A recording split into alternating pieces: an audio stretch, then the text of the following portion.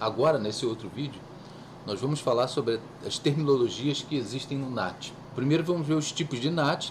Nós temos o NAT estático, o PAT estático, o NAT dinâmico e o PAT dinâmico. A gente vai ver o que significa essa dicotomia entre estático e dinâmico e NAT e PAT. Então, cada um deles executa de forma diferente a tradução de endereços. Então, nós temos duas comparações de termos, né?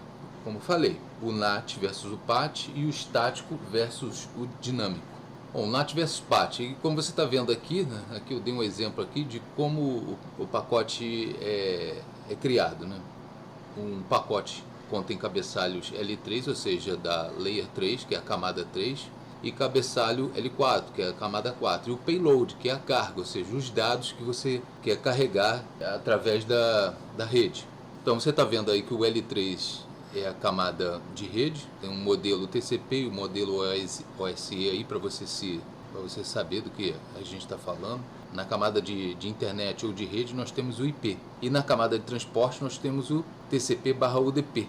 O TCP orientado à conexão e o UDP não, né? Então nós temos aí o pacote já formado, ou seja, o cabeçalho L3 tem o IPv4, a origem 10.0.0.1 e o destino 142.250.7935, e a camada 4, que é o TCP/UDP, que nesse caso aí está usando o TCP, e a porta de origem é a 4444 e a porta de destino é 80, que é um servidor web. Vamos dar uma passadinha. Bom, o NAT, que é o Network Address Translation, ele modifica somente o cabeçalho L3, ou seja, ele modifica somente a parte de rede.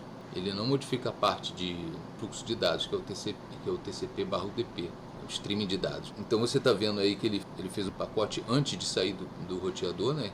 Seria o pré-router. Então ele fez um pacote L3 com uma origem 10.0.0.1 e um destino 142.250.7935, e lá na camada 4 ele fez com a porta de origem 4444 e destino 80. Quando ele passa para outro roteador, o NAT vai substituir apenas o cabeçalho L3, ou seja, ele substitui apenas o IP desse pacote, como você está vendo aqui agora. Então ele substituiu apenas o IP, ou seja, ele pegou o IP origem de 10.0.0.1, ele substituiu pelo 146.64.75.10.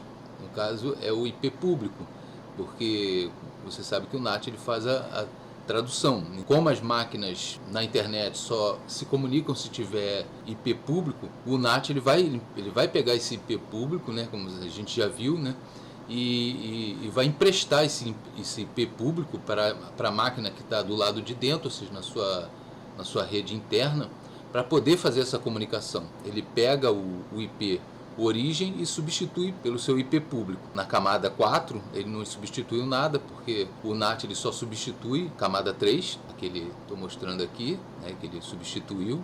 E agora o PAT, que é o Port Address Translation, né, ele modifica o cabeçalho L3, ou seja, de rede, né, o protocolo IP, e o L4, que é o camada 4, que é o TCP/UTP. No caso aqui é TCP que a gente está usando, quando passa pelo roteador. Então passou pelo roteador, ele vai fazer essa substituição, tanto da camada 3 quanto da camada 4. Como você está vendo aqui, ele fez a substituição aqui. Ele pegou o IP de origem, pré-router, ou seja, antes de passar pelo roteador, e substituiu 10.0.0.1 pelo 146.163.7510. E a porta, que a anterior era 4444, ele substituiu pela 2222.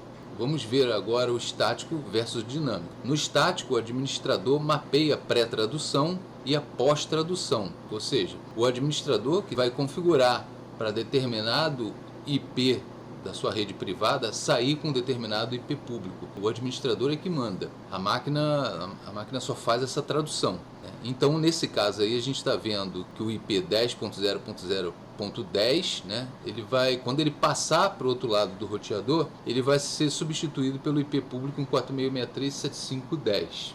Agora, no dinâmico, a pré-tradução é definida pelo administrador. Ele pega um range, né, nesse caso aí, pega uma rede inteira.